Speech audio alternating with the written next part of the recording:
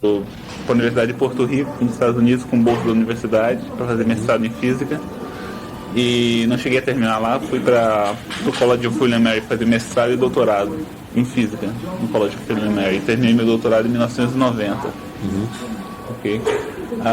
Recentemente eu completei um outro doutorado em engenharia elétrica da Old Dominion University, então agora estou com 2 doutorados.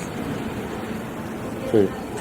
Você já fez o doutorado direto, né? Eu fiz o mestrado e doutorado em física, né? No College of William and Mary. E terminei em 1990. E recentemente completei um outro doutorado em engenharia elétrica de uma outra universidade. Repete tudo isso, cara, por favor. Peraí, eu tenho. Isso mesmo. Na área de ciências espaciais. A astronomia foi o primeiro passo para isso, né? Eu sempre gostei de ciência. Sempre gostei de ciência desde os 6 anos, quando eu vi Neil Armstrong pisando na Lua. Eu tive essa pretensão de se tornar astronauta, né? E me dediquei muito à ciência desde aquele momento. Eu fui astrônomo amador junto com o Pablo, né? E outras ciências também, quando eu colecionava pedras, né? Que é geologia, né? Geologia. Ficção científica ficção também. científica, né? Escrevia, né? Escrevia ficção científica. Você escreveu muita coisa, né? Ficção, né? Para o jornal, né? Eu tenho guardado tudo aí. Um jornal lá de Volta Redonda. Volta Redonda. Hoje eu tenho um torno de 100 páginas de contos de ficção científica. Já publicou isso? Assim, alguns eu publiquei. Um deles eu publiquei num livro, né? Mas a maioria foi mais em boletins, né? Boletins, nunca... Que livro, Cláudio, foi? Foi o livro... Tem uma editora lá no Rio de Janeiro, que eu até esqueci o nome da editora, que está sempre em busca de novos autores, né? Então, eles pegam um monte de autores, um monte de contos de cada autor, e cada autor entra com uma quantia de dinheiro para publicar o livro, tá? Então eles faziam isso na minha época. Então eu paguei uma certa quantia naquele tempo e meu conto foi publicado numa coletânea de vários autores novos. Como chamava esse conto?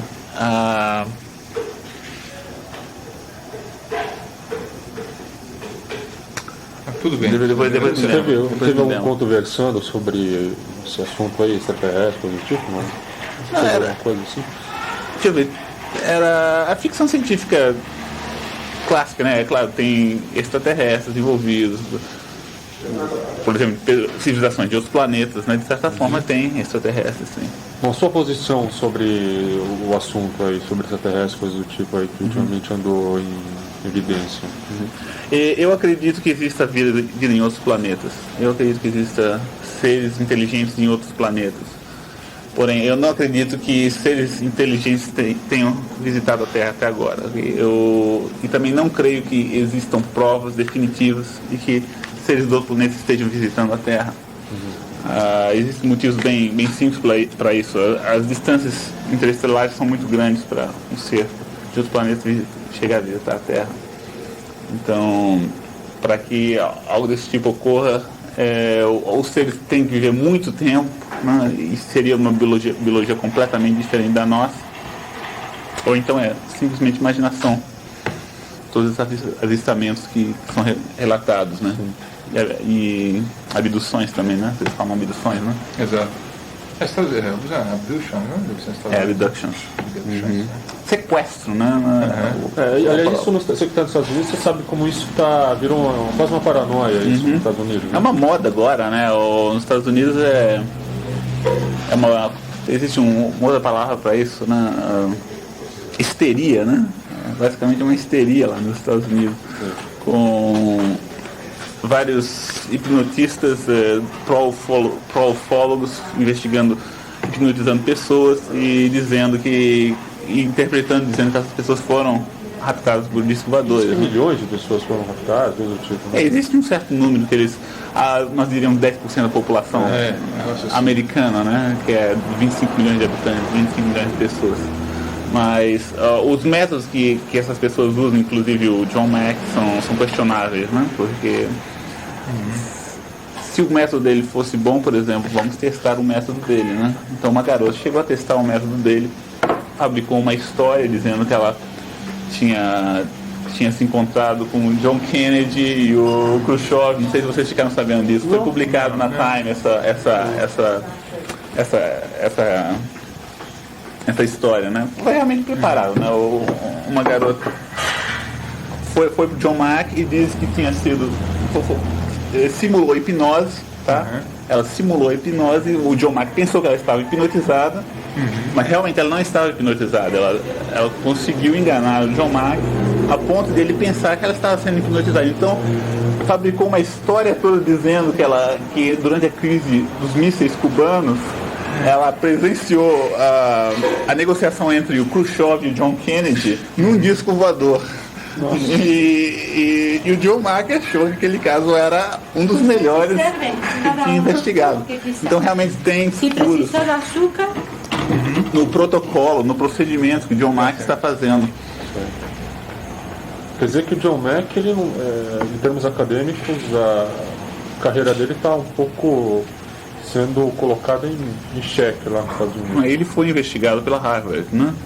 Mas por causa... Ele foi expulso e depois teve que ser reintegrado. Eu li a matéria a respeito. O advogado dele defendeu e ele voltou a reintegrar os quadros, né? Integrar os quadros. Não creio que ele chegou a ser expulso, ele chegou a ser investigado. Não chegou a ser expulso propriamente. Porém, por causa da liberdade acadêmica que você deve dar ao investigador numa universidade, eles respeitaram essa liberdade acadêmica dele. Tá? Mas realmente a grande maioria dos cientistas acha questionável essa técnica, isso que ele faz, já que pode induzir traumas nas pessoas que estão sendo investigadas. Tá? Ele, na verdade, está implantando falsas memórias, na verdade. É possível que ele esteja implantando falsas memórias também, que é um assunto de debate também nos Estados Unidos. Né? Debate intenso nos Estados Unidos. Como foi essa história? E as senhoritas?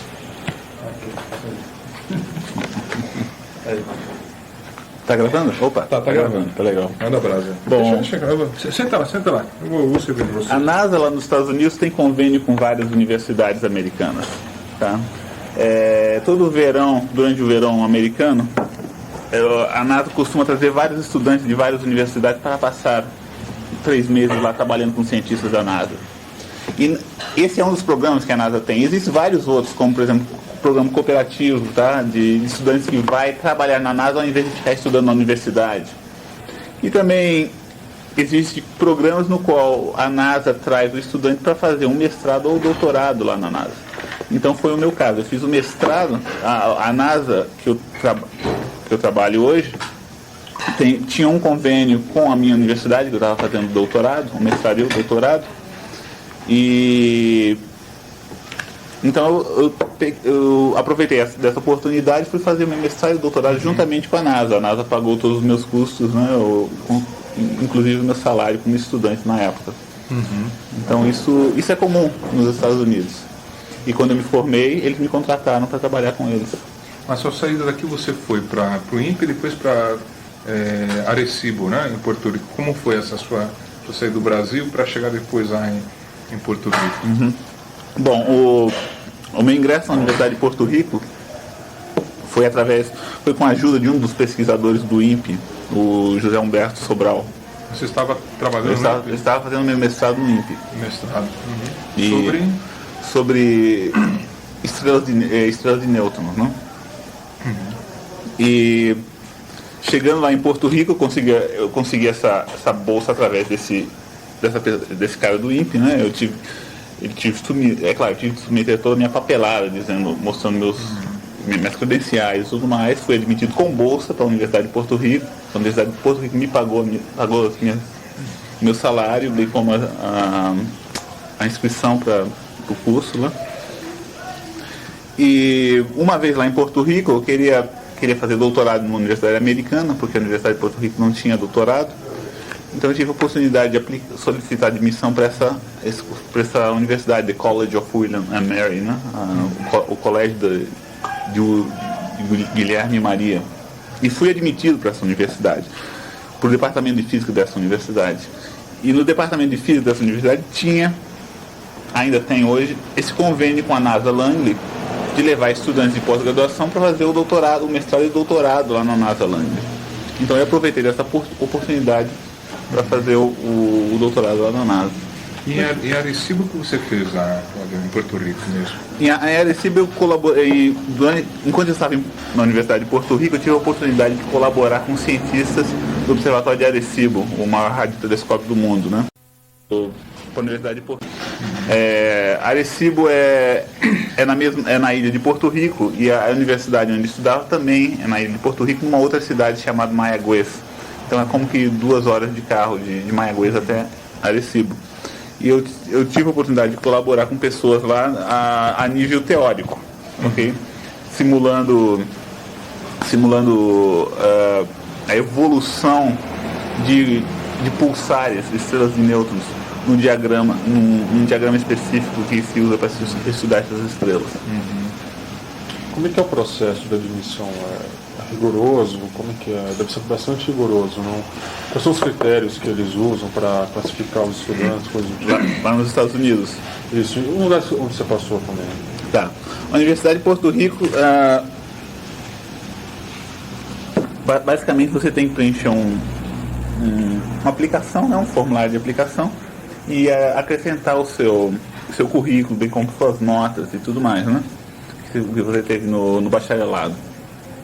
Aí eles vão julgar, dependendo das suas notas, do seu currículo, né, aquilo que você fez no passado. É um processo competitivo, eles vão comparar você com outros candidatos. E vão escolher, claro, os melhores, né? Uma vez eles escolhem os melhores vão ter todo aquele suporte financeiro. Então, um projeto também, uma coisa assim? Eventualmente, no primeiro e segundo ano, você vai basicamente ensinar, dar aula, tá? Basicamente é esse o procedimento. Primeiro e segundo ano é isso, mas eventualmente você tem que estar envolvido num projeto para fazer sua tese de mestrado e doutorado, tá? Um orientador? Ou conseguir um orientador que vai conseguir dinheiro para você. Então, no primeiro e segundo ano eu tive mais que ensinar lá em Porto Rico, né? No College William Mary foi a mesma coisa, só que o College William Mary foi mais restringente. Eu tive, além de submeter o meu currículo e minhas notas, meu histórico escolar, também tive que fazer um exame de inglês, que era o TOEFL, para demonstrar que eu tinha domínio da língua inglesa. O Test of English as a Foreign Language, né? Não sei se vocês conhecem o TOEFL. É um teste standard dado para todos os estudantes, todas as universidades americanas requisitam esse tipo de teste. E tem um outro teste que é um vestibular para estudante de pós-graduação, é um vestibular americano, né, chamado GRE, Graduate Record Examination, que vai te testar na sua área de física, na sua área na sua área de concentração, que no meu caso era física, e também vai te testar em outras áreas, como sua capacidade analítica, sua capacidade verbal. Ok? Então tem todos esses 2 exames são cruciais para você entrar para a Universidade Americana. Tem que fazer o TOEFL e o GRE. Você contou com apoio total da Federal, aqui do Brasil? Ou? Não, todo esse dinheiro veio da própria instituição americana. Né? Eu não levei dinheiro nenhum do Brasil para lá. Não sei as referências acadêmicas. Né? Ah, sim, eu tive que submeter referências, né? Cartas de referência dos meus professores. Tá? Mas em termos assim de dinheiro, né, como por exemplo o CNPq envia estudante brasileiro para os Estados Unidos ou para outro país para fazer doutorado, para fazer sanduíche, coisas desse tipo, mas isso com dinheiro do governo brasileiro.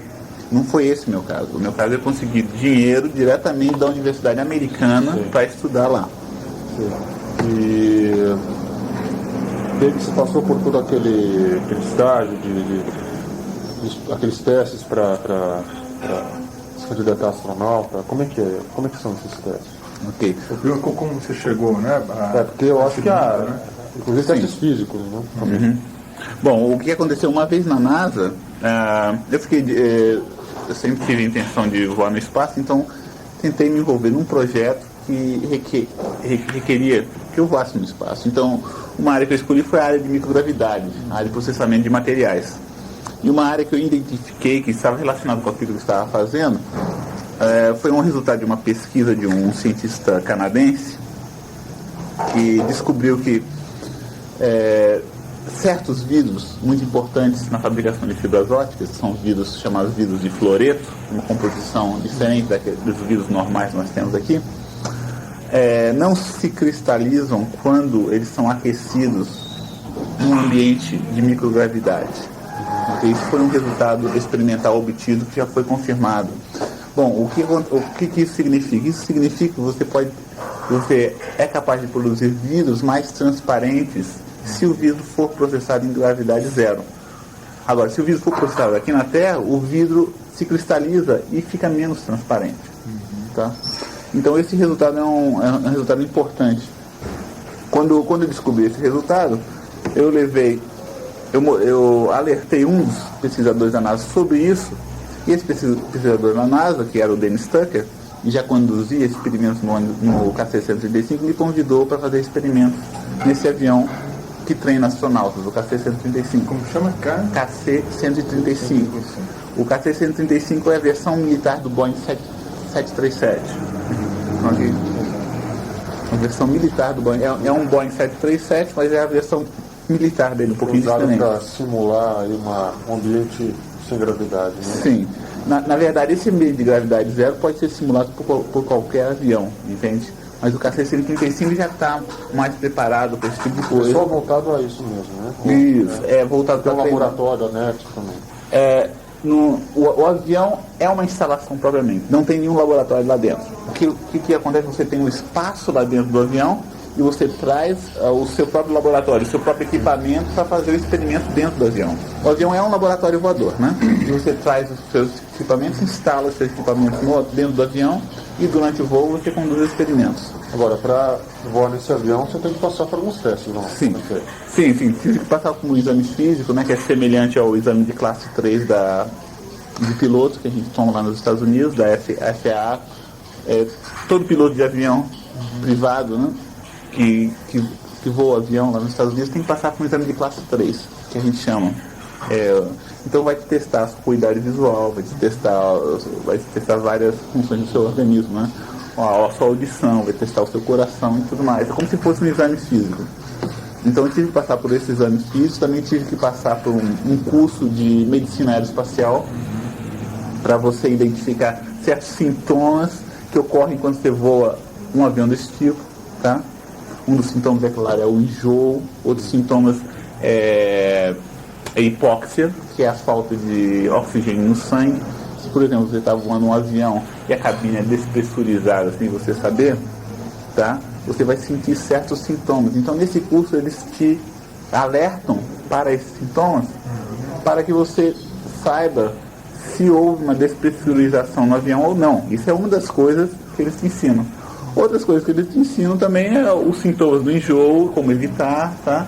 E também... Não, diarreia não ocorre, não.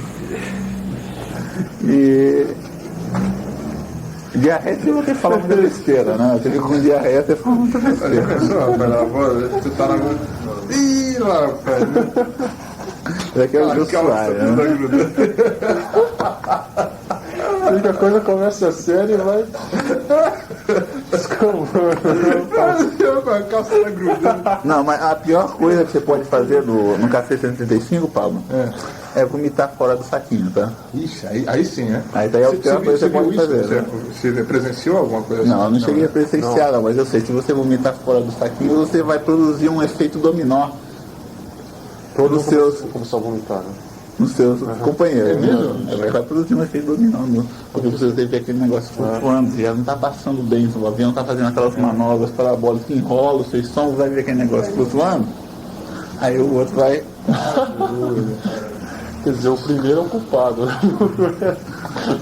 É o culpado se ele vomitar fora do saquinho, né? Mas você até falou aqui em umas entrevistas que você sentiu muito enjoo algumas vezes. O primeiro voo eu senti um enjoo muito grande, realmente. Eu fiquei incapacitado no primeiro voo.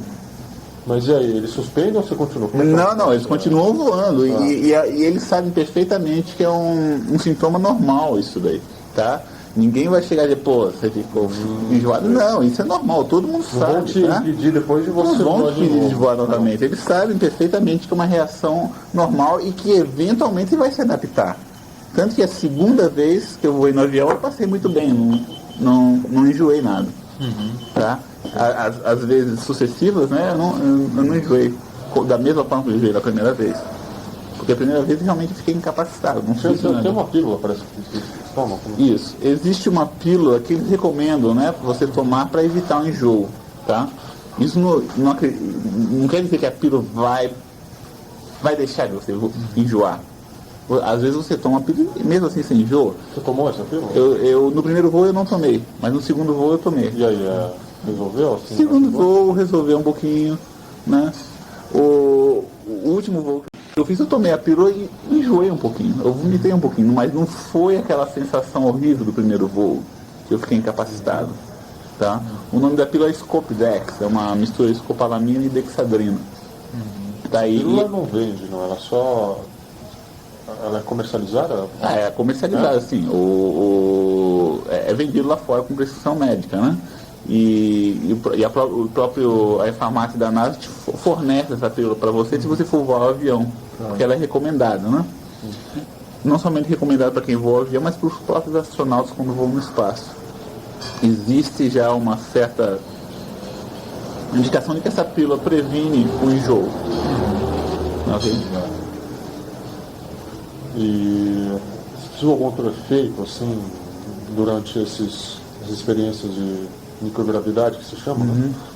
Quais outros efeitos que se tem? O efeito de desorientação, né? Você está num ambiente que não é familiar para você, então você fica meio desorientado, né? Não sei se primeira vez você entrou na água, por exemplo, tentando aprender a nadar, você às vezes fica meio desorientado também, né? E às vezes até sonhando também, você fica meio desorientado, você não sabe que lado da cama você está, né? Você não sabe se está em cima ou está embaixo. Você não sabe se está em cima, está embaixo. E dentro do avião, que é uma plataforma que está sendo acelerada e você não pode ver nada lá fora, você também fica desorientado. Às vezes você pensa que está de ponta cabeça, às vezes você pensa que está de costas, tá? Quando no máximo você está 45 graus. Mas também numa dessas você pode estar por cima do seu chefe também. Você pode estar flutuando, passando por cima. Está passando por cima. Existe uma assistência psicológica? Bom, o que existe é esse curso que a gente toma, que pode-se dizer que é uma assistência psicológica, porque você passa a compreender os efeitos, né, que você pode passar, né? Existe um vídeo também, antes de você voar o avião, você é obrigado a assistir esse vídeo que te instrui sobre as condições, os procedimentos de emergência, se por acaso o avião perde uma das turbinas, tem que fazer um pouso de emergência, tá? Não somente isso, mas os cuidados que você deve ter dentro do avião, por exemplo, não ficar flutuando que nem bobinho lá dentro e de repente a gravidade zero acaba e você cai em algo duro e quebra uma costela, como já aconteceu com uma pessoa, né? Quebrou 2 costelas. Tem que ficar atento, porque a qualquer momento pode acabar. Pode acabar. Você tem que ficar atento, tá?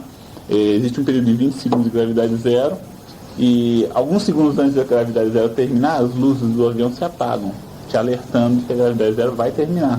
Então, nesse momento, você deve estar preparado para não cair, de repente, em cima de algo, em cima do seu próprio equipamento. Imagine você cair em cima do seu próprio equipamento, tá? E destrói seu experimento. Tá? É um prejuízo que você pode dar. E quantos loopings faz o avião durante um voo? Quantos? Tá. O efeito de gravidade zero é produzido por uma manobra parabólica, né, que é semelhante a trajetória de um carrinho de montanha-russa. Então o avião voa para cima e para baixo, como se fosse um movimento de um carrinho de montanha-russa. Então ele produz essa trajetória de 40 a 100 vezes, dependendo do dia. Ele faz 40 a 100 parábolas em uma única missão. Já estão meio assim ou não? Depende também, né? Quanto tempo? Em quanto tempo? De 2 a 3 horas. Uma missão dura de 2 a 3 horas. De cima para baixo. E cada parábola demora mais ou menos 1 minuto. Cada parábola. Você andou muito de montanha-russa? Não, a montanha-russa é pior que avião, né? É mesmo? É pior. É sério? É. Quer dizer que dá pra... O cara pode treinar não, sei lá, tentando ir, pegando uns carrinhos desse daí pra ver como é que é mais ou menos. Isso mesmo. Tá? Aqui nas fotos você tá assim, parece que alegrão, assim, como é que é? Dando uns vídeos também você tá assim, dando uns pulos, assim. É assim? Como é que é? Bom, uma vez você termina o seu experimento e não tem nada que fazer, o avião continua. Uma vez que você termina o seu experimento, o avião não vai voltar para a base, porque tem outros cientistas também conduzindo outros experimentos com você, tá? Entende? Então são vários grupos de cientistas que voam contigo, vários experimentos. Então uma vez você termina de fazer o seu experimento, não tem nada que fazer, você eles vão deixar você se divertir um pouco, né? Sim. Então, enquanto você está fazendo experimentos, aqui por acaso é a sua mesa de vocês... Isso, daqui você vê realmente o nosso aparato experimental, né? Nesse caso aqui, todas as amostras que a gente tinha que processar dentro do avião tinha terminado. Então eu aproveitei para tirar fotos lá E dentro. quanto tempo você demora para fazer os seus experimentos? Quanto tempo demorou para fazer esse experimento? Nós levamos 2 voos para fazer esse experimento. 2 voos. Eles dão algum prazo? Em geral é 4 voos, né? Em geral você deve planejar para 4 voos, mas nesse caso nós tínhamos poucas amostras e Dois deu para terminar os resultados tudo. foram satisfatórios? Sim, os resultados confirmados, os resultados do cientista canadense, né? Isso aqui foi um experimento Com fibra ótica, né? Pra fazer com vidros que tem aplicações na fibra ótica, tá? Como é? Esse experimento foi um experimento de tratamento térmico devido ao aquecimento de vidro, de um vidro que é usado para a fabricação de fibras óticas. Tá? Não foi um experimento de fibras óticas per se, porém tem aplicações à manufatura de fibra ótica. Esses são dos seus pontos centrais da sua pesquisa? Isso. Que foi o tema de sua tese também, doutoral, né? O tema da minha tese foi mais em sensores de fibra ótica, né? Esse projeto eu vim participar depois de ter feito a minha tese. Tem alguma relação tem alguma relação com a minha tese. Sua tese. Em termos de fibra ótica tem. E a aplicação desses experimentos aí, você falou que podem ser posteriormente usados com uma tecnologia bastante promissora, né, na área, porque ainda não há uma fibra que não haja uma perda de energia, coisa assim, né? Como é que ficaria posteriormente quando tivesse já tudo desenvolvido, tudo pronto, as pesquisas? Ok, uma das aplicações que esse resultado pode vir a ter no futuro é melhorar a capacidade de transmissão de fibras óticas, tá bom? Então é possível que com esse conhecimento, uma vez a gente estude a fundo esse conhecimento, é possível que possamos usar esse conhecimento para melhorar a transmissão de fibras óticas de 4 a 100 vezes mais. Isso significaria uma vantagem imensa na parte de telecomunicações. Assim, parece que eles têm que acoplar hoje um aparelho no meio desses cabos para que não haja amplificador, né? Um amplificador para que não haja essa perda. Isso mesmo. Isso custa muito caro. Isso custa muito caro. Então, uma vez você tem uma fibra de maior poder transmissível, uma fibra mais transparente, você poderia eliminar esses amplificadores e reduzir o custo de transmissões telefônicas via fibra ótica. Quer dizer, então, que as fibras óticas que existem hoje ainda não são as ideais? Não são Estão as longe ideais, né? ainda. Não são as ideais ainda. São boas, foram revolucionárias, são revolucionárias em relação ao cabo de cobre, mas ainda, é claro, o ser humano sempre tenta procurar um meio de melhorar suas próprias invenções, né? Então, esse uma das promessas desse trabalho. Agora essa descoberta é sua, né, Cláudio? A descoberta foi feita por um cientista canadense. Tá? E essa descoberta foi confirmada por esse grupo que eu trabalhei. Tá? Foi confirmado. Isso é importante em ciência, ter a reproducibilidade, ter a confirmação independente de um experimento, né? Claro. Então foi a primeira vez que foi confirmada a descoberta de que o vidro não se cristalizava durante o tratamento térmico em microgravidade. Nesse caso, pode-se, nesse momento, você patentear um sistema para industrializar esse descobrimento? Já existe essa proposta? Já foi colocada em prática ou não? Você pode patentear a ideia de puxar fibras óticas no espaço. Já foi feito isso? Eu não cheguei a ver a literatura, então não posso dizer, né? Exato. Mas qual agora a intenção? É você continuar com esse mesmo projeto, só que agora em órbita da Terra, seria isso? Bom, primeiro nós vamos continuar realizando experimentos no K635, tá? Até conseguir mais evidências de que realmente se pode produzir uma fibra ótica de maior poder transmissível. Aí então partiremos para o experimento orbital, tá? Que é esse realmente as etapas que se deve fazer, né? Primeiro você vai numa plataforma de microgravidade que é mais barato, que nem o K635, para depois passar para algo mais caro, que nem um ônibus espacial. Então esse vai ser seu caminho para você chegar no espaço. Essa é a ideia. Essa é a ideia, né? Essa é a ideia. Através de um experimento, né? uma forma mais viável que você achou, pelo menos, para poder Chegar, voar, né? voar no ônibus espacial. Agora, em termos de probabilidades, como está essa coisa? Você realmente, digamos, você já tem contato na NASA, alguma coisa, já tem alguma coisa oficializada para você poder voar, né, no ônibus espacial? Como está esse processo? Não, conseguir uma vaga no ônibus espacial para voar é muito difícil, tá? É muito difícil. Mas o caminho é esse, o caminho a gente está seguindo. Por enquanto não existe nada formalizado dizendo que eu vá voar no ônibus espacial para fazer esse experimento. Digo o seguinte, porque não sei se houve uma série de acordos do governo brasileiro, né, com a NASA para revisar o lançamento de um astronauta brasileiro. Como é isso aí? Faz a parte. Sim. Obrigado. Na verdade, eu estou em contato com a Agência Espacial Brasileira.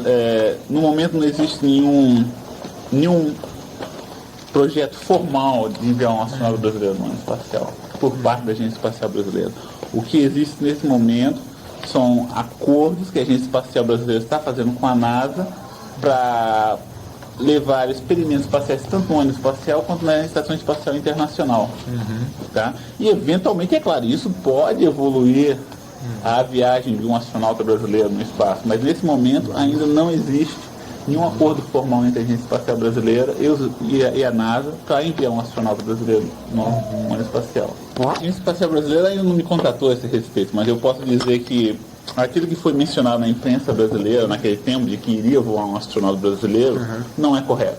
Tá? Eu contatei a Agência Espacial Brasileira a esse respeito, contatei o pessoal do INPE, e realmente foi uma notícia que eu creio que se iniciou no JB, no Jornal do Brasil, e que realmente, como é algo sensacional, os outros jornais pegam e expandem, né? Mas realmente foi um erro. Não existe nada formal de enviar um astronauta brasileiro no ônibus espacial ainda. Mas todos esses acordos que a Agência Espacial Brasileira está fazendo com a NASA pode sim um dia levar a viagem de um brasileiro no espaço. Agora, existem outros, como estão na mesma situação que você, esperando também um voo, brasileiros no caso, né? Existem pessoas que têm intenções de voar no espaço, né? Existem brasileiros que têm intenções de voar no espaço. Engenheiros do INPE, né? Existe um pesquisador da USP, do APAR, a Regina Norte também, uma outra garota que é a Thaís, apesar de eles terem uma intenção. Todos estão querendo, né? Todos querem voar no ônibus espacial, mas nenhum deles teve a experiência que eu tive no KC-135. Também eles têm alguma experiência para levar a bordo? Eles já têm alguma proposta? Se a gente só a vontade de querer ir para o espaço. Bom, um pesquisador do INPE, que é o Mário Selingardi, ele é gerente desse projeto da Câmara Infravermelha que vai voar no ônibus espacial em 1998. Eu sei que ele tem intenções de voar, ele gostaria de voar um dia no ônibus espacial, né? Então, de certa forma, ele já tem um projeto no cinto dele, né? E eu que estou propondo esse projeto de fabricação de fibra ótica no espaço. Esse outro nome, esse projeto de uma Câmara Infravermelha é desenvolvido por quem? Pelo INPE. Pelo INPE. Pelo INPE. E qual o nome dele é? Mário Selingardi. Selingardi. Com Selingardi. Com essa. Selingardi. Quando você me disse que quando estava lá na NASA, né, no escritório, você trabalha no escritório, qual é a sua rotina lá de vida lá na sua cidade? Sabe, né, Virgínia? Rotina de trabalho, né? Né? Okay. Há quantos anos você está lá? Na NASA, trabalhando na NASA, eu estou lá desde 1988. Tá? Primeiro iniciei como estudante de pós-graduação, depois fui contratado para trabalhar com eles.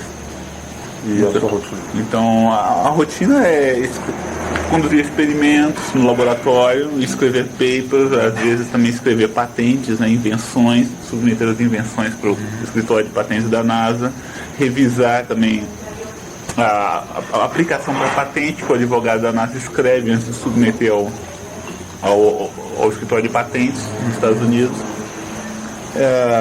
Conduzir experimentos, né, escrever programas para simular certos efeitos que ocorrem em fibras óticas.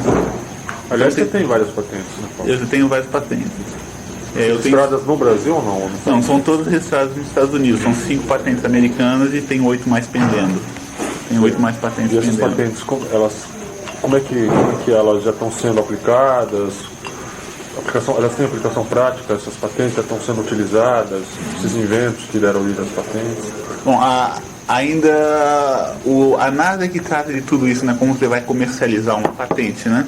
Então, existe todo um escritório que vai atrás de firmas que talvez tenham interesse. Nesse momento, nenhuma das minhas patentes estão sendo comercializadas ainda, mas tem uma delas que algumas delas, várias firmas se interessaram, mas por enquanto não existe nenhum uso ainda dessas patentes, né? E eles pagariam nesse caso para você ou para a NASA? Como é a coisa? A NASA paga depois para você uma parte? Bom, o royalty, os inventores, a NASA pegaria 80% dos royalties e os inventores ficariam com 20%, né? 20% dos royalties, nesse caso. Exato. É dessa forma que eles fazem, porque a NASA mesmo é que tem todo o trabalho para submeter a patente e também procurar pessoas, clientes, né, que estejam interessados em utilizar a ideia. Essas patentes são todas relacionadas a essa sua pesquisa sobre fibras óticas? Algumas delas são em fibras óticas, sensores de fibra ótica, outros são em microgravidade, e eu tenho uma outra patente que tem aplicações a diodos emissores de luz. Ah, é? Fala como é que é esse diodo? Foi uma técnica que eu descobri para aumentar a eficiência de diodo emissor de luz. A eficiência de diodo emissor de luz, em geral, é menos de 5%. Então, a forma que eu descobri seria aumentar essa eficiência em 10 vezes mais. Tá? Poderia aumentar por uma ordem de magnitude, uma ordem de grandeza, né? Eles passar de 5% para 50%. Então, existe uma técnica que eu descrevi na minha patente, que eu não posso discutir aqui porque ela ainda não foi patenteada. Quais são as patentes que você vai registrar? 5, né? Quais são? Eu não tenho título agora, eu preciso. Mas eu posso te mostrar, está no meu currículo. Está no meu currículo. E em relação a... Eu falei, minha sua rotina de trabalho e rotina de vida, como você acorda cedo lá, você toma tônico Fontoura para... Aliás, é sua dieta, como é que sua é? dieta, né? Tudo isso daí. Fala sobre isso, como é assim sua vida íntima. Não vou ser tão íntimo assim com você, tá? Mas eu posso adiantar que eu Toma sucrilhos pela manhã. Bacon com ovos? Vou deixar ele falar. Fala. o expediente lá na NASA começa às 9, né? A gente tem tempo flexível. Você não precisa chegar lá às 9, pode chegar antes, um pouquinho depois, né? Desde que você complete 8 horas de trabalho. Então, em geral, eu chego lá às 9 horas, saio às 5h30 da NASA. E eu gosto de fazer exercício pelo menos uma vez, 3 vezes por semana, pelo menos 3 vezes por semana. Que tipo de exercício? De peso e corrida, né? Cardiovascular. Exercício para manter seu sistema cardiovascular em forma, né? E tem um ginásio muito bom lá ao lado da NASA, que é o ginásio da Força Aérea Americana, da Força Aérea de Langley, que é ao lado da NASA. Eu utilizo as instalações lá. Você faz peso? Peso, eu faço bicicleta estacionária, às vezes eu corro também, né? Eu gosto de nadar e como hobby sou piloto de avião, eu gosto de pilotar avião. Você tem um avião lá, seu ou não? Não, eu alugo avião. Alugo avião. E recentemente, quando o Marco Aurélio Rangel não estava me visitando lá nos Estados Unidos, eu peguei meu instrutor, né? Nós fomos voar com um avião lá do Aeroclube, levei o Marco Aurélio comigo, nós fizemos algumas manobras parabólicas também com um aviãozinho, né? O instrutor fez lá pra gente. Eu estou no processo de aprender como fazer essas manobras também. Nós conseguimos lá como que 5 a 10 segundos de gravidade zero dentro do teco-teco que nós voamos, do serro que nós voamos. Então essa é uma experiência interessante. Bacana. Bom, mas você enrolou e não falou sobre a sua dieta. Não, a dieta eu vou almoçar fora, né? Às vezes eu mesmo cozinho pra mim mesmo. Lá na NASA não tem um refeitório? Não tem um refeitório, tem uma Mas cafeteria. não tem um cardápio especial que você tem que seguir? Eu não tenho que seguir uma refeição especial, né? Eu escolho comer muitas verduras e frutas, tá? Pra evitar ganhar muito peso. E ficar gordinho assim que nem o Paulo, né? Por Deus, é mais gordo que eu, rapaz. Você pesa? Eu peso 69, 70 quilos. Eu fui 89. 70 quilos? 70 quilos. Quanto você pesa? Eu peso 70, né? Qual a sua altura? 1,75 m. Também tenho 75. Tá bom. Então tá tão bom. tá mentindo. Mas qual é a refeição que é servida geralmente na NASA? Na NASA Quando você vai feijão com ketchup, né? O quê? É muito sério? É um feijão doce, né? O feijão americano é um feijão doce, né? Não coloca isso na reportagem. Arroz, eles colocam. Comida americana é muito gordurosa. É muito doce, né? Doce? É muito doce. Gordurosa, vamos dizer também. Gordurosa também. Muita fritura lá. Mas então, esse é feijão com ketchup e que mais? Assim, Arroz, peixe, eles colocam no cardápio. Varia de dia para dia, tá? Às vezes colocam um peru também, lá pra você comer. Batata frita, né, que a americana adora. E serve como? Uns bandejões? Como é que é? A gente chama de cafeteria, né? É uma espécie de bandejão, isso mesmo. Uma espécie de bandejão. Come todo mundo lá, todos que trabalham lá comem lá. A NASA tem em torno de 3.000 pessoas trabalhando lá. Não todos trabalham. Não todos vão comer, mas naquela base lá, né? naquela base de... Aliás, a NASA fez um corte enorme. Fez um corte enorme. Está fazendo ainda, né? Ainda está fazendo? Ainda está fazendo. A ideia é eliminar 50% da força de trabalho da NASA até o ano 2000. Ainda vão cortar metade? Ainda até o ano 2000. Mas como é que... Não, peraí, acho que é a mesma pergunta. Como é que o reflexo dessas... Como é que está refletindo entre os funcionários? Bom, o moral está muito baixo na NASA, né? O moral está muito baixo na NASA porque muitas pessoas estão indo embora, o trabalho está sendo deixado de ser feito porque o número de pessoas está diminuindo, né? E realmente isso afeta o moral de todo mundo lá dentro. E por que o pessoal está indo? Eles conseguem emprego em companhia particular ou vão para universidades, né? Companhias que estão saindo melhor. Tem muitos, assim, altos especialistas que estão saindo. Sim, ficam desempregados. Eu conheço pessoas que ficaram desempregadas. Tem uns que viram fogos. Gurus, né? Vão para São Francisco. Olha uma loja da Nova Era, né? Pois é. É isso. O Ju se junta a Amo aí também. Você conheceu alguém assim, não, sério, você conheceu alguém da NASA que era muito acadêmico, sério, saiu e virou místico ou não? Vendedor de sanduíche? Nesse momento. Virou guru? Não, nesse momento não. Porque nos Estados Unidos tem muito guru, está muito disseminado, não? Tá cheio desses caras nos Estados Unidos? Esses pregadores da Nova Era. Mas da NASA, se refere? Em geral. Isso é brincadeira, eu não vai colocar isso não. Saíram da NASA também, por que não? Que vai soltar isso pela internet. Esse cara, deixa eu te contar, peraí. Ele tem aí um... O que é esse negócio, Claudio? Eu também perguntei, fiquei espantado. Eu falei, É muito sensacionalista. Bom, o que acontece no arquivo X é que o esquético está sempre levando a bundinha, né? Quem? O cético está sempre levando a bundinha. Né? Não, o contrário. A garota nunca acredita em nada. Tem tudo quanto é de evidente que o monstro está lá. Ela não acredita. Mas é o cético, rapaz. Esse é o cético que eles demonstram na televisão. Quando na verdade não é esse o cético. É o cético. Pior ainda. É o cético que os crentes acreditam que seja. Na verdade, o cético não é aquele. O cético verdadeiro, depois de ter sido exposto a todo aquele tipo de evidência que o arquivo X demonstra, já teria se convertido há muito tempo. Mas vem cá, uma declaração dessa não pode ser fatal para todos aqueles seus admiradores que apreciam o arquivo X? Bom, eu opinião nessa entrevista.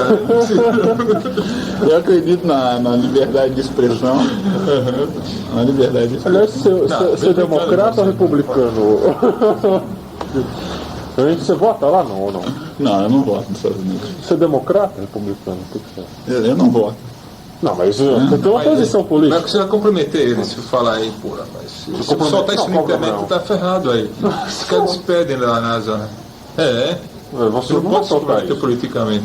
Mas não é comprometer. Rapaz. Você não é livre para ter suas posições. Aí tá gravando, né? Você não é livre. Claro que eu faço. Não, mas você é um cara livre. engenheiros da NASA, qualquer coisa assim, que eles fizeram uma análise das fotos daquelas caras marcianas e publicaram um livro. São dois caras, né? Você sabe essa história mais ou menos? Eu conheço, é o Hoagland que publicou os monumentos da NASA, né? Como chama ele? Hoagland. Michael Hoagland, né? Hoagland. Pelo que eu saiba, o Hoagland é... Richard Hoagland. Como Richard escreve? Como Hoagland. escreve isso? Não é H-O-A-G-L-A-N-D. Isso. Repete outra vez, repete aí. H-O-A-G-L-A-N-D. Tá certo. Tá. Esse cara, então, o que ele fez mesmo? Ele analisou aquelas fotos e teve uma outra pessoa também que analisou aquelas fotos por computador, fez processamento de imagem, né? E esse pessoal acredita que eles têm evidência o suficiente para dizer que aquilo é um monumento artificial, né? Quando na verdade a foto que você vê lá do monumento que parece uma face marciana é uma foto de baixíssima qualidade produzida pela Viking, né? Só tem apenas... muito ampliada, porque você vê a foto original mesmo, rosto é muito pequeno. Isso, e existem somente duas daquela região, tá? Somente duas daquela região. Bom, vamos dizer que a foto... Vamos partir do ponto de vista científico, né? Vamos supor que as fotos eram de boa qualidade. Tinha muitos pixels lá dentro, você poderia ver a imagem propriamente. Ok, mesmo se fosse de boa qualidade, você só tem duas dessas fotos. Isso não é evidente o suficiente para você concluir, para você chegar e dizer isso é um monumento artificial. Bom, mas esse problema vai ser resolvido agora com o Global, com o Surveyor, Mars Surveyor, né?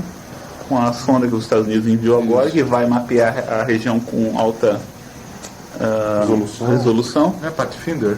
Não, essa daí é outra, né? Mars Global Surveyor, MGS. Mars Global Surveyor. É o MGS. E eles vão determinar se realmente é uma construção artificial ou não. Mas a grande maioria da comunidade científica, a grande maioria dos planetologistas que estudam a geologia de Marte, acreditam que aquilo é uma formação natural e tudo isso que ele está vendo, a face em Marte, nada mais nada menos que uma ilusão óptica. Da mesma forma que os canais marcianos eram uma ilusão óptica, da mesma forma que até alguns anos atrás os astrônomos viram uma ponte na Lua, que era também uma ilusão óptica. Tá? Exato. Então, se você quiser provar que existe uma face marciana, você vai precisar de muito mais evidência do que aquelas duas fotos que o... Agora, eles chegam inclusive a dizer que além da face existem até pirâmides no local, tudo isso então seria... É bem provável que seja ilusão óptica, ilusão né? mesmo. Ilusão óptica. Eles veem simetria, né, cidades, chegam a esse exagero aí. Você pode ver simetria em qualquer lugar que você quiser. Tá? A mente humana tem a capacidade de ver. Então, a mente humana tende a reorganizar as coisas. Porque a mente humana é assim mesmo, ela tende a reorganizar o caos. Você conhece a teoria desse cristal aqui, né? Sim. Das próprias manchas, como o teste de Roche, não é Roche? Rochater, né? Como se diz? Roche.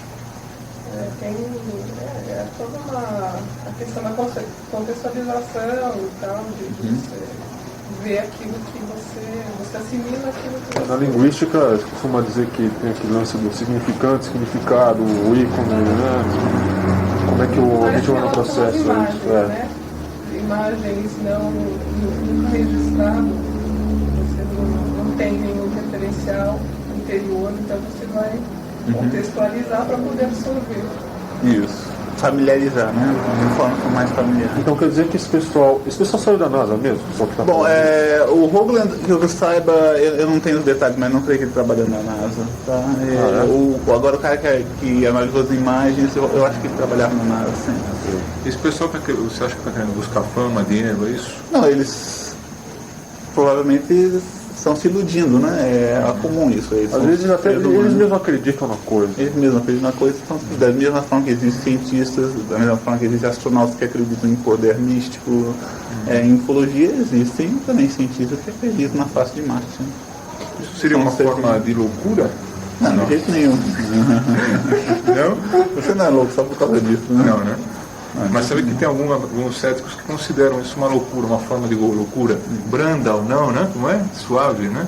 Saiu na Veja, né? Até, né? Aceita socialmente. Né? Um desvio. Um desvio, né? Você acha que não... Muitos psicanalistas acham isso. É um desvio, na verdade. E também algumas... É que o que muitas vezes acontece, né, independente do fenômeno ser verdadeiro ou não, o indivíduo acaba, muitas vezes em algum contexto intrapsíquico, ele perde o contato referencial com a realidade e ele se utiliza de arquétipos. Né? E esses arquétipos podem ser extraterrestres, pode ser vida, porque isso é uma coisa que já existe, essa ideia já existe há milhares e milhares de anos na humanidade, né? Então isso não deixa de ser um arquétipo. E todas as circunstâncias, os momentos, né? O Jung ele não coloca a loucura como uma estrutura, como Lacan ou Freud, que a pessoa é louca, não. Ele pode estar louco. O Jung fala que ele pode estar louco, assim, entre aspas, né? Não uso essa palavra, mas a questão do estado psicótico ou não, ele, como a própria expressão fala, é momentâneo. Então, nesse estado, o indivíduo se utiliza projeta seus conteúdos, se utiliza de referenciais coletivos, que no caso são os arquétipos, para explicar, para dar nome, para contextualizar conteúdos ou conflitos que ele esteja vivendo. Mas, de qualquer forma, o próprio Jung ele não nega nada que ele não é como o Freud, que reduz as coisas ao indivíduo, assim, a realidade ao indivíduo intrapsíquico, né? Existem muitas coisas, inclusive muitos fenômenos, que acontecem interpessoalmente e até a nível cósmico.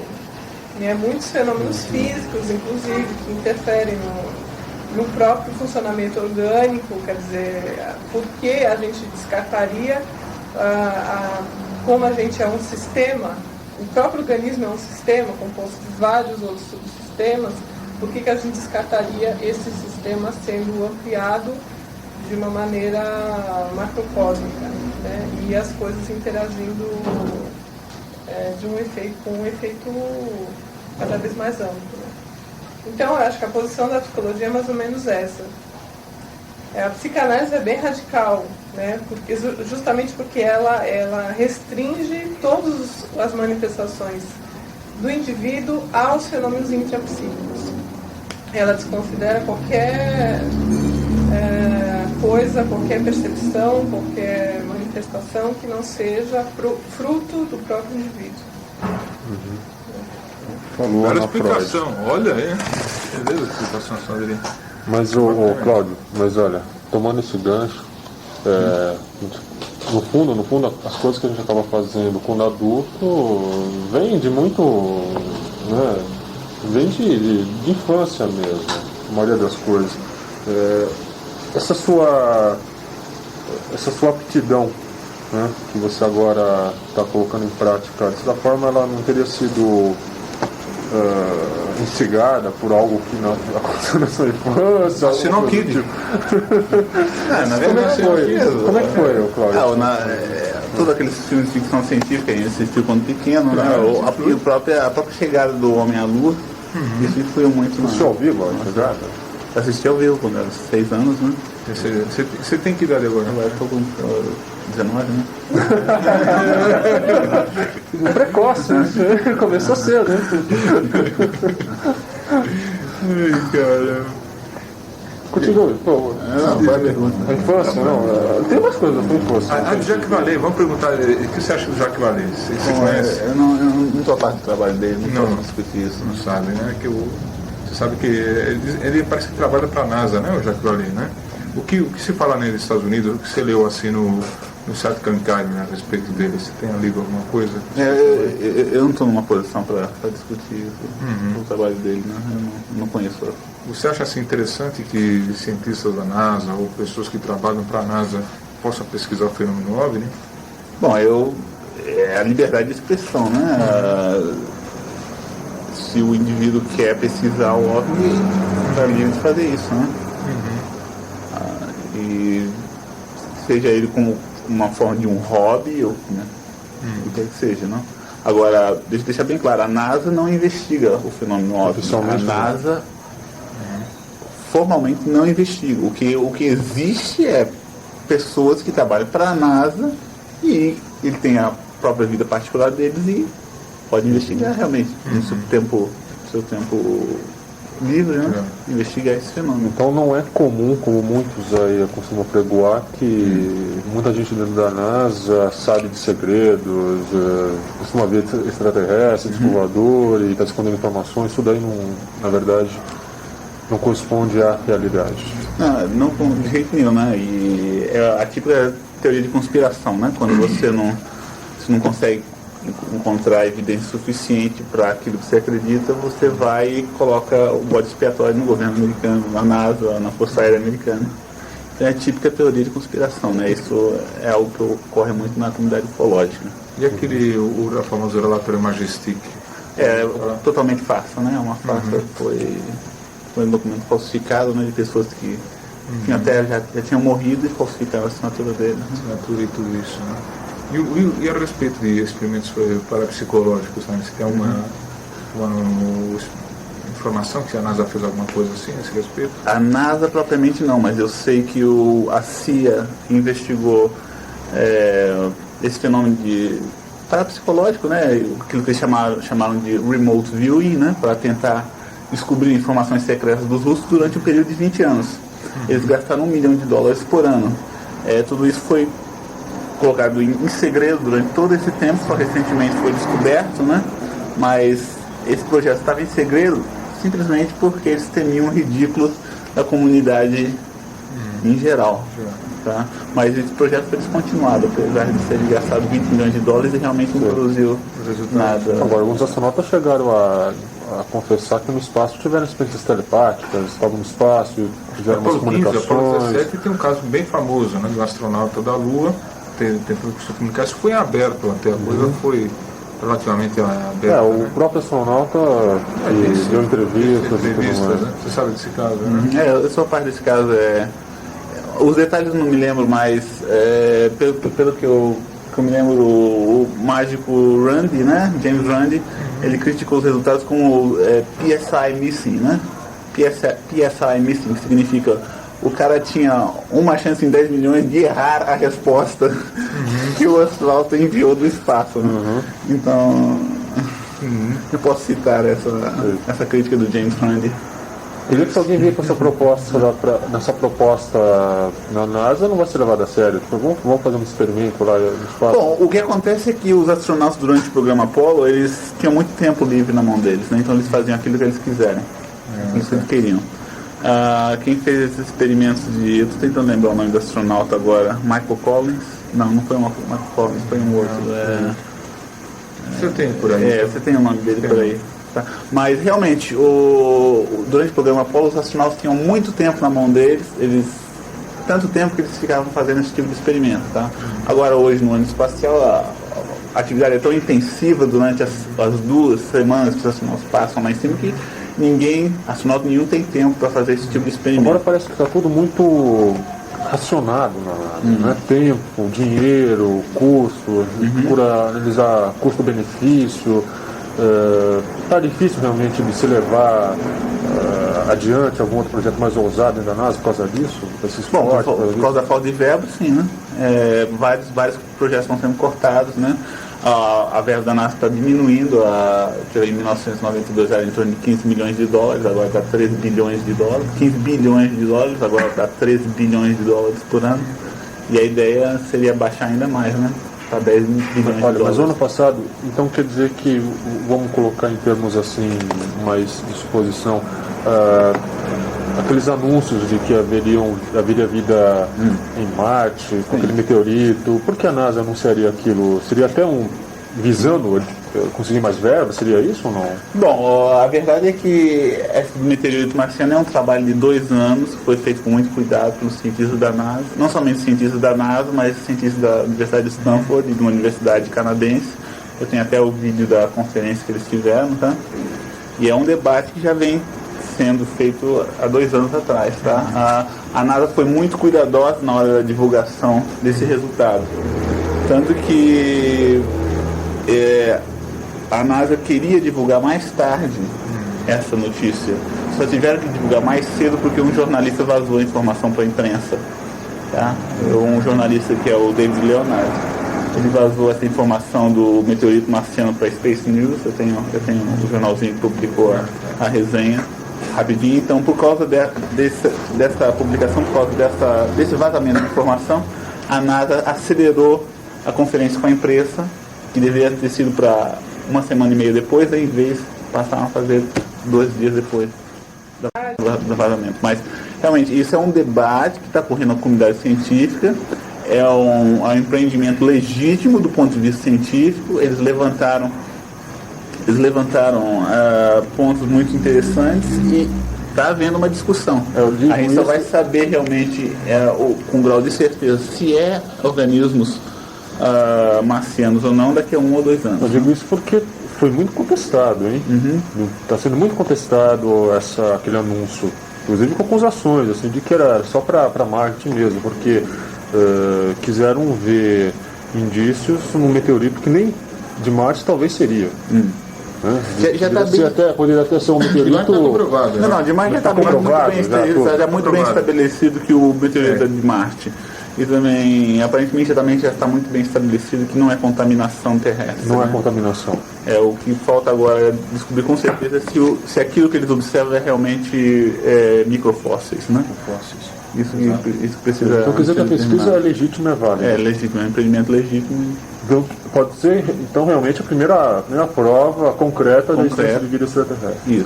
Isso pode ajudar de alguma maneira o Programa Espacial Americano de Exploração de Marte? Sim, né? Pode, né? Isso vai trazer mais verbas. É possível, né? É possível, né? Qual é o seu planeta preferido, assim, no Sistema Solar? A Terra. A Terra. E depois a Terra? Marte, né? Marte mesmo? Marte. Mas se fosse pra você escolher, você iria para onde? Eu iria para Alpha Centauri. Mesmo? O que você acha que tem lá? Por quê? Uma estrela tipo Sol, né? E quem sabe existem planetas do tipo terrestre. E também fica a estrela mais próxima. A estrela mais próxima também. Se tivesse um fascínio nós. Mas você acha que um dia vai ser possível o voo interestelar?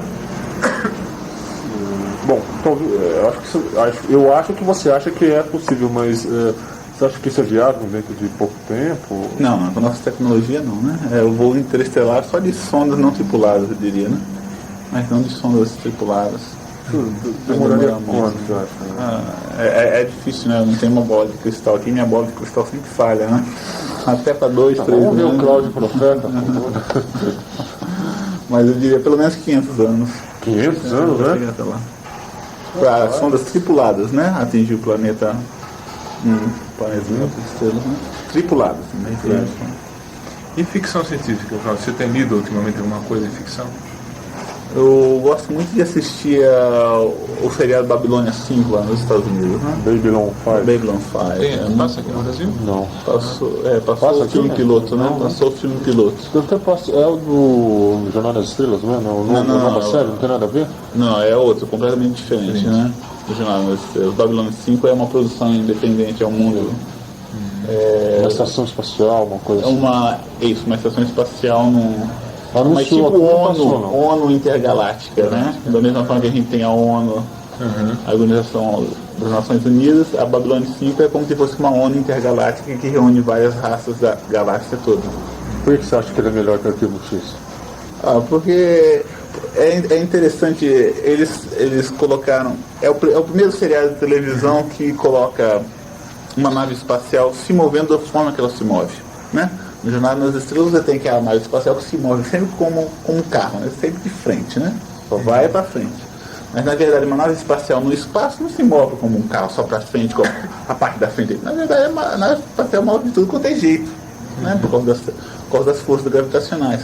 Então é isso que a Babilônia 5, né? Que o Michael Straczynski, que é o produtor da série, colocou na televisão. Você tem os caças da estação espacial que se move da forma que a nave espacial se move no espaço, né? a alteração da gravidade, e que não é só de frente, mas também se move de costa, enquanto a frente da astronave está em outra direção. Né? Você gosta, na verdade, mais da hard fiction mesmo, né? Isso. Da clássica assim, Clarke, né? Do Asimov e tudo isso. Né? E assim, você falou em televisão, né? Em filme. Mas em literatura, você tem livro, cara? Não, em literatura eu estou meio parado nisso, né? Já faz vários anos que eu não li, mas a última obra que eu li foi o Fundação, de Isaac Asimov, a trilogia. Trilogia. É, a trilogia. Isso que é uma obra popular. Na produção literária está parado, mas eu pretendo retomar no futuro próximo. E na linha, assim, também é hard, né? Isso. Também, dos seus contos. E também um pouco soft, né? Eu escrevia bastante soft. Você colaborou lá com a Terezinha, né? Terezinha. Astares, né? Terezinha Monteiro de Souza. Isso. Ela, como é o clube lá? Como chama? Os Clube de Ficção Científica Antares. Antares, né? Do Rio Grande do Sul, né? Aí você parou de colaborar com eles. Você está em contato com eles? Não, eu ainda tenho contato com ela, né? De vez em quando eu mando uma carta pra ela responde, né? Ela te manda o boletim, está te mandando a revista. Eles têm uma revista ainda, né? Está publicando. O boletim de ficção científica. E o clube de leitores aqui de São Paulo, está em contato com eles? Não, eu estou a parte que eles existem, né? Que eles estão fazendo um trabalho muito bom, mas ainda não tive a oportunidade de entrar em contato com eles. E quem te influenciou assim na ficção científica mais? Quem foi que... Foi o Ray Bradbury. Ray Bradbury. Que não é da hard, ele é da... É soft, né? Chamada soft. Mas eu também escrevi muito soft, ficção soft, né? Pelo jeito, sua história de ficção científica não tem nada de política no meio, não, né? Não tem nenhum conto assim mais político. Não. Mas você explora mais o que a área tecnológica, assim? Do tempo, né? Quando eu escrevia era mais do tipo do Ray Bradbury, né? Era mais a fantasia. Tinha algumas histórias rádio também que eu escrevi. Né? Teve até no tempo de estudante, que eu era um pouquinho político, né? Teve até uma história que era a Revolução dos Robôs, né? Como se fosse uma revolução expandindo da Revolução Socialista, né? Para a Revolução dos Robôs. Né? Tá vendo? Ele é socialista. Ih, rapaz, tá perdendo emprego na NASA. É comunista esse cara, hein? Não, isso é uma falácia que ele fez, né? Isso é uma Rapaz, se falácia, isso tá né? na internet, ele vai perder emprego na... Esse cara é o perigo vermelho. Nossa.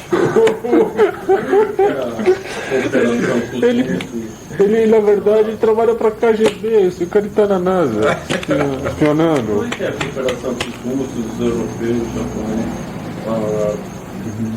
É o que está em voga hoje, né? Mesmo bem intenso?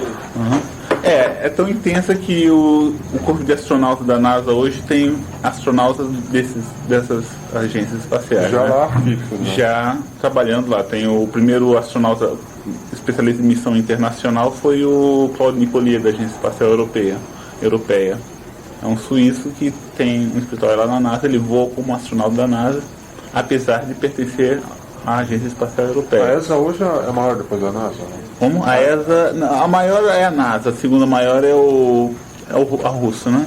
A Agência Espacial Russa. É a Rússia. E a terceira é a Agência Espacial Europeia, Né? eu diria. E além de europeus, também existem canadenses e japoneses no corpo de astronautas da NASA.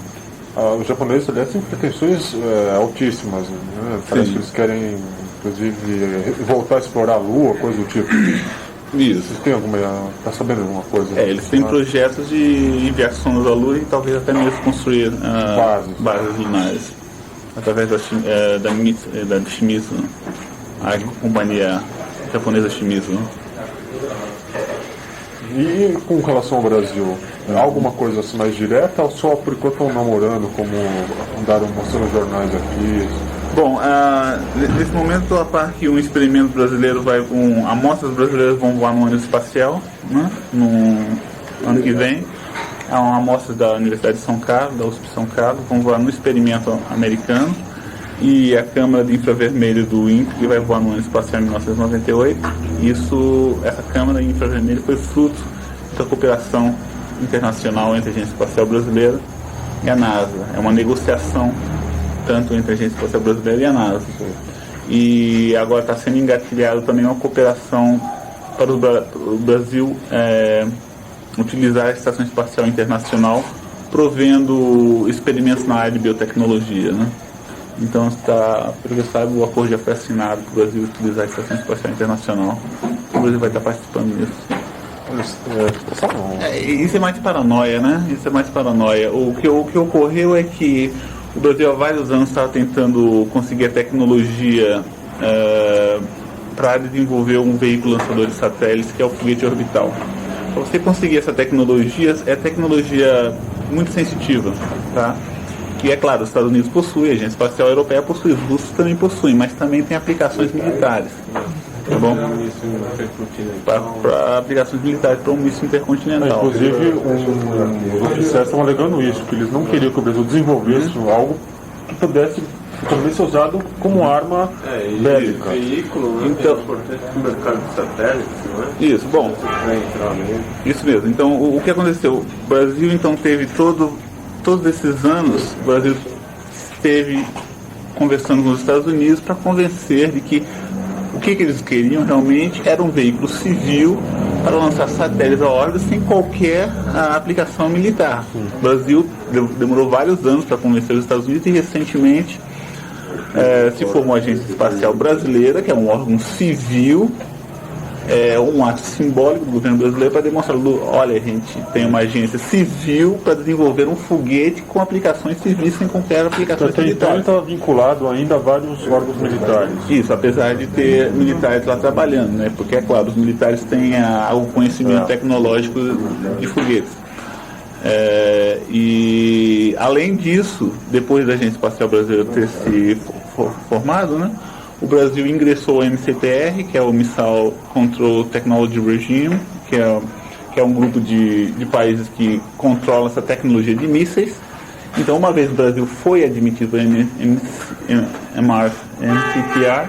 Missile Control Technology Regime, para esse grupo seleto de países. Agora, o Brasil pode, todos os outros países estão mais satisfeitos com o Brasil, né? E eles vão poder continuar o desenvolvimento de foguetes. Mas o que aconteceu no final é que o Brasil realmente teve que desenvolver a tecnologia propriamente, né? Não conseguiu importar nada. Mas essa ideia de sabotagem é mais paranoia. Sabotagem eletrônica. É mais paranoia do que outra coisa. Deixa eu adicionar uma coisa aí. Na verdade, o desenvolvimento de foguetes desse porte, que é o veículo lançador de satélites, para uma nação como o Brasil, é muito difícil, uma tecnologia muito difícil. Os Estados Unidos passou pelos mesmos estágios. Era horrível no princípio do programa espacial americano, foguete americano explodia toda hora, várias vezes, muitas falhas. Então o Brasil está passando pelo mesmo procedimento. Eles lançam foguetes, não construem direito e explode. Tá? Falha o foguete. Companhias americanas, as próprias companhias americanas também estão tendo esse problema, porque existem companhias americanas que estão desenvolvendo foguetes pequenos para serem comercializados. Então a Lockheed, por exemplo, lançou seu Lockheed Launch Vehicle, que simplesmente explodiu em pleno ar. Uma companhia americana está tendo esse problema e ninguém está acusando, ninguém na Lockheed está acusando de sabotagem, não está acusando ninguém de sabotagem. Uma outra companhia americana desenvolveu um foguete Conestoga, que também não deu certo. O foguete explodiu porque é uma tecnologia difícil de se desenvolver, tá? Não porque alguém esteja sabotando, não. É uma tecnologia realmente inerentemente perigosa, difícil. Você está lidando com combustíveis altamente explosivos e é um sistema muito complicado também, porque se uma coisa der errado, vai realmente explodir. Aliás, essas interferências não podem ser arbitrárias, assim, porque tem muita comunicação desse tipo de energia que é pouco controlado, né? É possível isso ou não? Não, é possível que eles tenham detectado alguma coisa, mas duvido muito que seja algo a nível arbitrário. Sabotagem, a nível de sabotagem. O Brasil está muito longe de conseguir não ter, né? É possível, o cronograma agora é para 97, né? Até final de 97 o VLS ser lançado e orbitar a Terra. Acordos com a China, transferência de tecnologia, porque os dois são meio complementares nessa área, né? Acho que não tem muito interesse. Eu não sei na parte de... Eu não sou a pessoa para discutir isso, tá? Mas eu sei que o Brasil tem um acordo com a China para lançar um satélite de sensoriamento remoto. Isso eu sei. Uma certa complementariedade, né? Aliás, falando em sabotagem, isso até virou outra paranoia de se alegar que inclusive vários satélites que iam para Marte, né, várias missões que foram mandadas para Marte fracassaram. E vários ufólogos sempre saem falando que são sabotagens propositais para que certas verdades aí não venham à tona. Quer dizer que isso é pura paranoia também. Bom, eu posso citar um astrônomo que acredita em ufologia e também poder mental, né? O cara foi um astronauta, saiu do corpo de astronauta, Brian O'Leary. Hoje ele é professor de uma universidade americana. E quando o Mars Observer desapareceu, ele simplesmente juntou o timinho dele que por suposição teriam poderes mentais, né? Então eles fizeram um círculo mental para ativarem o Mars Observer. É claro, eles fracassaram nisso, né? Você foi aquele que eu li no Google, eu acho.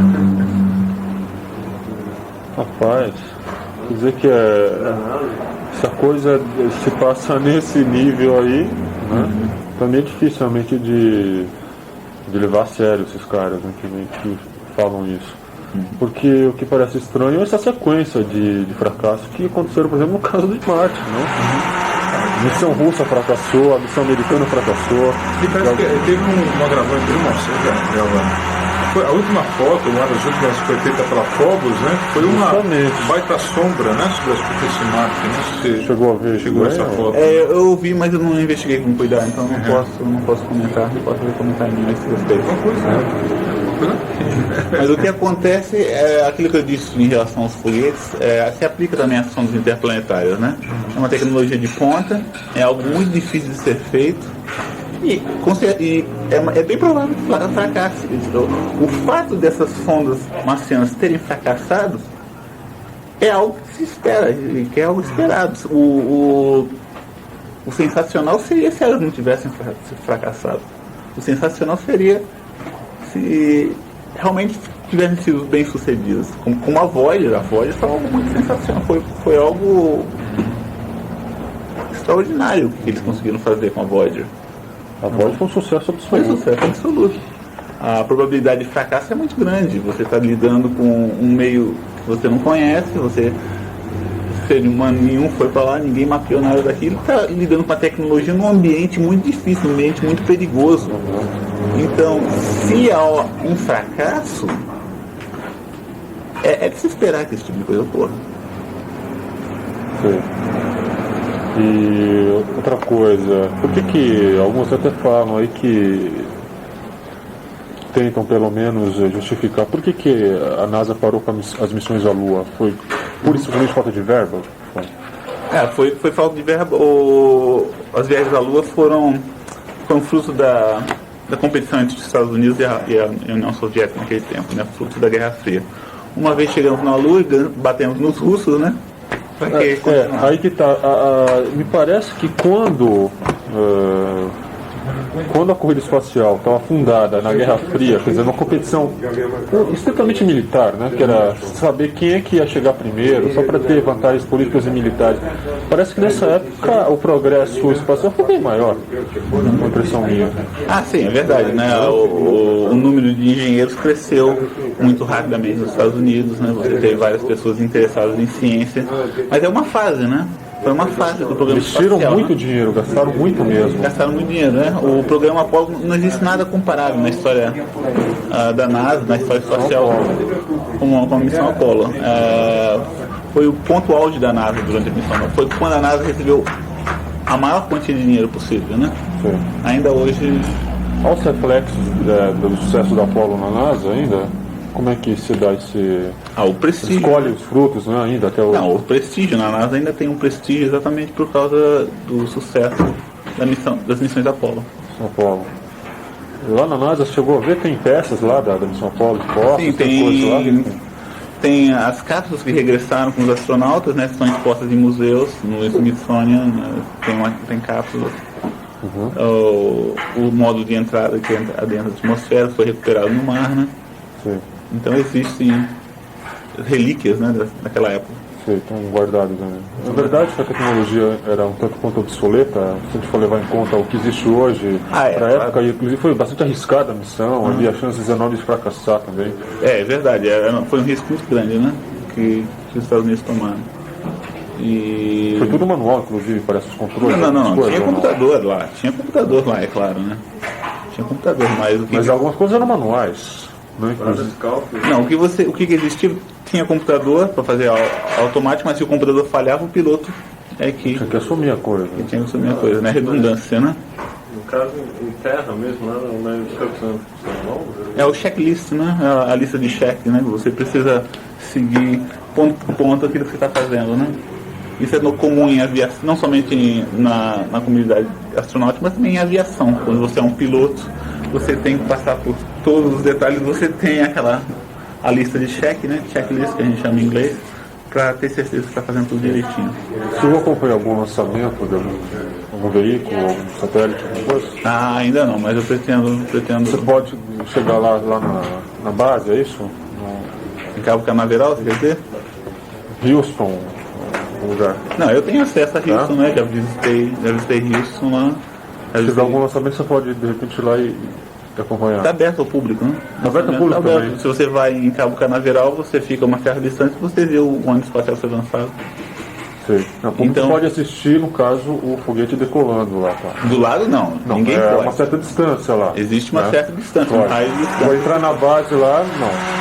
Bom, você pode conseguir um passe para ir lá dentro, né? Para ir lá dentro, você pode conseguir. Eles te dão um passe para o seu carro para você entrar e ver o lançamento de uma certa posição privilegiada. Né? Uma pausa. Como é que é isso aí? Uma que é a Federação Internacional de Jornalistas, Casos que de é do lado psicose infantil americano, que a criança e acha que essa é. que é do lado... Porque assim, a pessoa sempre acha que é alguma coisa, algum herói. Ela adota a personagem, uma personagem que ela tem como herói ou como algo muito assustador, mas que é assim, coletivo, Mas né? eu Que é, concordo tem que no uma Brasil só tem os peso projetos sociais coletiva. Então, para uma criança achar psicótica, né? Adotar esse arquétipo, Xuxa, né? Que é coisa. Mas o pessoal depois contar as histórias, Coisa eles não estão aqui significativa, com né? Brasília, assim, meus amigos, né? Mas eles não aventuram. Porque tem. Vamos ver, se queres, vamos ver o aderir, não. Essa vai ficar na E educação. como é que a criança fica? Qual o comportamento que ela passa a ter? Como é que é? Então, porque É mulher, geralmente, menina, né? Claro. não necessariamente, mas no caso é. Tem garotos também? Chama-se o filme, né? Como é que é o comportamento? E não, porque assim, a psicose realmente pode. Mas o que é? Um filme? Vamos sentar isso. É do. Com a namorada, não? Com a namorada? Não! Não parou isso aí? Parou isso aí? Você tem esse vídeo? Tem? Mas estava cortado, né, pai? Você pegou um pedacinho? Não, eu peguei inteiro, meu pai. Não, tudo que passou. Existe um certo procedimento para isso, né? E uma das formas seria realmente partir para cima com engenharia. Com a ideia fixa de se tornar astronauta, Cláudio tem curso de mergulho e pilotagem de avião. Trabalha na NASA como pesquisador. Com o estudo sobre fibras ópticas, ficou um pouco mais perto do céu. Conseguiu vaga no voo que simula a ausência de gravidade. A 12.000 metros de altitude, o avião da NASA faz um mergulho de 45 graus. Por 25 segundos, as pessoas se sentem como se estivessem num espaço profundo. Tudo começa a flutuar. Nesse momento, Cláudio e os outros cientistas embarcados trabalham em seus experimentos.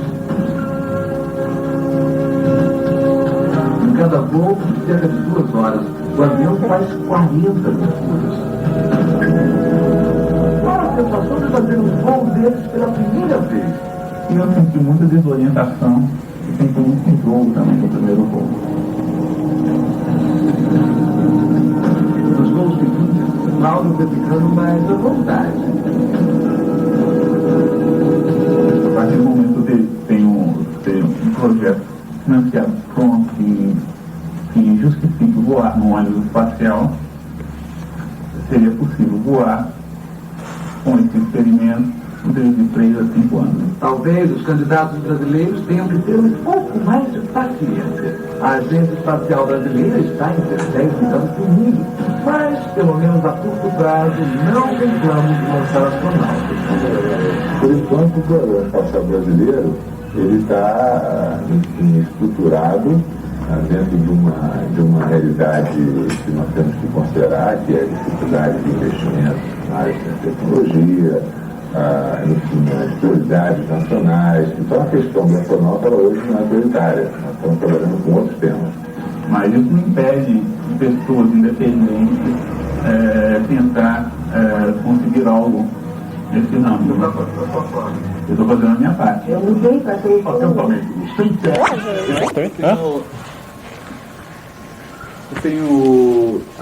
Pablo, eu tenho um curso de manhã. Eu preparei um curso, né?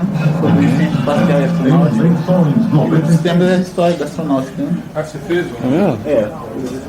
Tem preparado, né? Desde quando começa essa história? A história? É. Bom, começa com os chineses, quando eles inventaram os foguetes, né? De Pólvora e tudo mais, né? Mas a astronáutica propriamente dita começou com o Constantino Tsiolkovsky, né? Estudos teóricos que ele fez. Justamente. E o primeiro foguete de combustível líquido a ser lançado, que é muito importante, foi para o Goddard, no princípio desse século, 1923, coisa assim. Então, a astronáutica, tal qual conhecemos, começou com o Constantino Tsiolkovsky no final do século passado. Isso foi importantíssimo mesmo, né? Tsiolkovsky. Depois veio o Herman Roberts. O Herman Roberts e o Goddard são os três pioneiros, né, da astronáutica. O Von Braun foi aluno do Roberts, foi isso? O Von Braun trabalhou com o Roberts, né? Trabalhou com o Roberts, não foi aluno propriamente, né? O Roberts e o Von Braun, eles participavam de um clube de foguetes lá da Alemanha. O Roberts era mais velho que o Von Braun, então tinha uma certa, senioridade, assim a gente chama, né? E depois o Von Braun, né? Alemão, fez os V2 alemães e tudo mais. Depois foi contratado pela NASA. Pela NASA. Aliás, a NASA anistiu um monte de gente, de alemães, né, que saíram da guerra. Os alemães foram capturados pelo exército americano, né? Eles foram transferidos lá para Fort Bliss, no Novo México. E, na verdade, eles entraram nos Estados Unidos como prisioneiros de guerra. Foram anistiados depois. Prisioneiro de guerra, e teve todo um problema de migração para eles, né? Como é que o pessoal que está como prisioneiro de guerra não entraram com visto, entende? Deu um certo problema, né? Mas eventualmente eles resolveram o problema deles, né? Já vi, Paulo. Agora Ultraman. Ultraman, lembra? É muito que assiste, sabe? Eu gostava mesmo do Ultra Seven. Pô, aquilo ali era. Lembra da base de satélite? Sabe o Claudio Costa na base de satélite? Pura. Sabe que você tinha virado armamentista, rapaz. Já estava orientado até os mísseis para o espaço. A musiquinha que legal, rapaz. Tem um problema móvel, bem interessante. Porque era muito ruim a trilha sonora. A história é tudo bonito, né? Tudo ruim. A história é tudo. Pô, parece que você não viu. O Elo Perdido. Ele perdeu o lado infantil, Cláudio. Pois é. Eu gosto nada de estrela. Pô, mas você já Isso aí é uma série. série nova é pior ainda. Pior. As pessoas Star Trek aqui em São Paulo, Não, Teredudo, né? Fazem, não, o pessoal faz fotos, né? São eventos super... pra mim. É? Esse é pra mim. Pra você? Sozinho, desde na época que eu estava me figurando. Então chega aquela garrafa de Coca-Cola, aquela latinha de Coca-Cola. Tá uma sede desgraçada, né? Chega aquela garrafa de Coca-Cola, né? Chega e eu falei, vai lá correndo, todo contente, pega a garrafa de Coca-Cola, rápido. Aí joga Coca-Cola fora, né? E cai uma mensagem, coloca a mensagem dentro da garrafa, joga no mar. Aí depois, finalmente, a mensagem ele recebe a mensagem de volta, né? Então a mensagem de volta era um monte de latinha de Pepsi Cola que voltou como se alguém tivesse expandindo a mensagem dele. Aí todo contente, né? Obrigada, não vou dar conta, só serviu para levar mensagem. Aí eles falavam assim no final, né? Coca-Cola ai cambiado para Pepsi. Em espanhol, né? Coca-Cola mudou para Pepsi. Você tinha pagado os artículos. Brilhante, propaganda, brilhante. Essa rixa no pé. Pero que no pagó nada. Tú le estás bravo, presionando al muito hombre. bem, Le llamaste para que pague. Nos Estados Unidos é predominante Que te já, dijo? né? O mercado da Pepsi. Não. Coca? Me dijo, no dijo cuánto pagaba. Nunca ia. Me mandó, no, que si, es para no mandar Eu nada. acho que é Entonces, está bien. Posso errar, eu acho que eu posso. Você deve o que, Cláudio? Você deve o que lá? Coca? Eu não bebo Coca-Cola, não gosto de Coca-Cola, não gosto de refrigerante. Eu bebo suco. Suco Ponte laranja. aquí abajo si quieres, Ripa. A NASA bebe alguma coisa? Ponte abajo aquí. A NASA serve alguma bebida assim, oficial não? Não, oficial não. Eles têm suco laranja na cafeteria, tem suco de uva, tudo isso. Tem Coca-Cola também. Fanta, tem. Ahora, ¿qué nenas? Hã? Pode, vocês têm? Não sei se chegaram a fazer, né? Não sei se chegaram a fazer. Eu sei que teve um experimento da Coca-Cola no ano espacial. Um monte de Fica muita dando isso. coisa Parece que que teve. aconteceu, nossa. Um romance, eu vou mandar Tá, pra conseguir você. verbas também, né? Captar verbas Vou mandar através um de romance, patrocínio. assim, daquele já que tá crítico. Mas experimento, não pagou pelo voo. Do correio. O pessoal criticou isso, né? Que era um desperdício de dólares. Virou assist com os animais lá. Os animais é mais por causa dos experimentos que estão lá, é isso? Hã? De algum, qual que era aquele? Chegou a ver? Qual que fizeram? Que você viu? Não, com animais. Ah, tem um monte que faz com animais, experimenta com animais. Isso. Tem um monte, né? Space Lab, Space Life Science, Space Lab Life Science. Agora vai ter. O Estevam também. Até esse momento voam mais ou menos 80 missões, né? Então tem várias que fizeram experimentos com animais. Até tiveram que decapitar uns ratinhos em horta, Isso. né? Não, e digo nessas experiências que você faz Legal, porque o inverno. nesse avião. Aham. Né? Vocês levam os animais também lá. Ah, ó, não, eu não fiz experimento com animais lá, né? Mas fazem sim, fazem. Os pesquisadores fazem experimentos com animais, sim. Visando mais o quê? Visando. Claro, tem cobertor de orelha aí, Eu né? iria determinar a reação do animal, Dá um beijão. o sistema vestibular também, né? Que tem certa relação. O sistema vestibular do ser humano controla o senso de balanço, né? Então, uma vez você faz isso com animais, você pode compreender, às vezes, uma melhor maneira, porque você pode sacrificar os animais, você não pode sacrificar um ser humano. Sabe, né? Depois sacrificam aqueles animais. Depende qual é o que você está se propondo, não são todos os animais que são sacrificados. Às vezes faz uma autópsia e tal. Eles,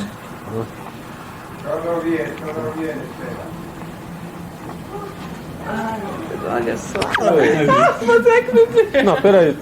Ah, tem muita coisa legal, assim. Os documentários são muito precisos. Tem muitos programas que são sobre temas polêmicos, né? Debates com a população, com as pessoas influentes, com profissionais. Os programas educativos infantis são muito bons, assim, de alto nível. E tem muita coisa sensacionalista também, uma coisa que eu me espantei. Uma coisa que eu me tabloides. Tem um tabloide lá no jornal. Eles adoram essas coisas. E na televisão, então, tem de todas as espécies, né? De programa sensacionalista. Tem programa anti-obesidade, aí eles fazem aquele away, não sei o que lá,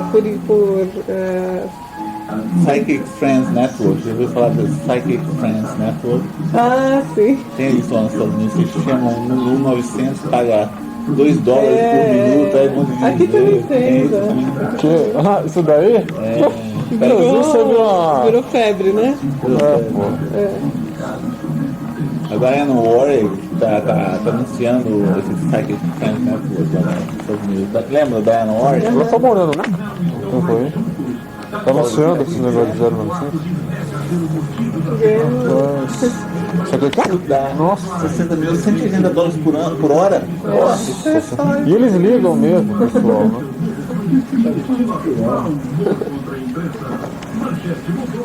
Né?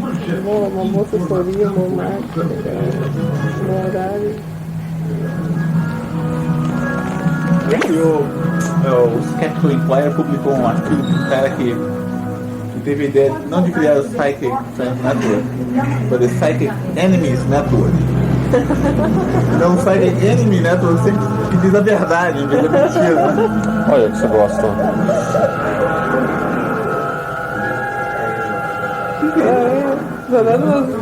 Então é. Passando, né? Record.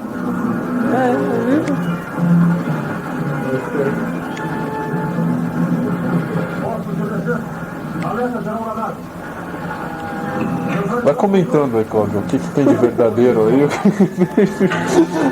Você tem alguma coisa assim que seriado aí de alguma coisa que foi aplicada, assim, que chegou a ser aproveitado ou não? Seriado? No concreto, nesse seriado?